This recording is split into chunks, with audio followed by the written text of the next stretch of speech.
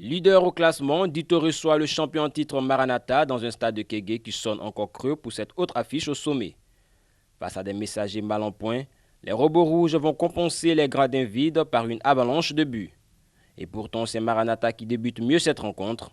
Mais la belle entame n'excédera pas 5 minutes, temps nécessaire mis pour que Dossé Kofi déborde sur le flanc gauche de son attaque avant d'adresser un centre que reprend victorieusement Samari Awalou.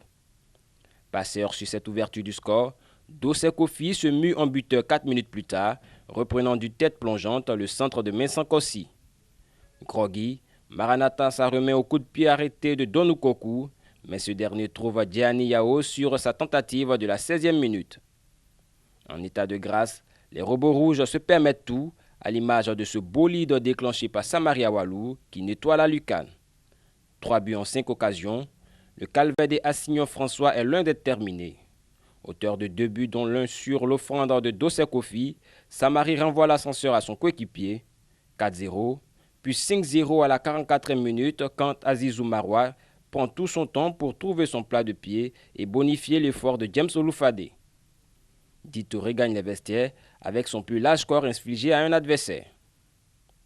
Comme vexé d'avoir craqué 5 fois, ce qui ne lui était jamais arrivé, Maranatha reprend la seconde période pied au plancher. À la 46e minute de jeu, Donukoku trouve la lucarne de Diani Yao sur ce mètre coup franc.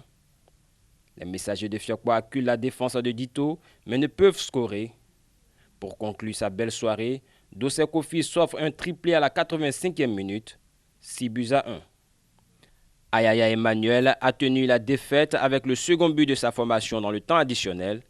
Dito s'impose 6 buts à 2 au finish, réalisant le plus lourd score depuis le début de la saison, mais relativise.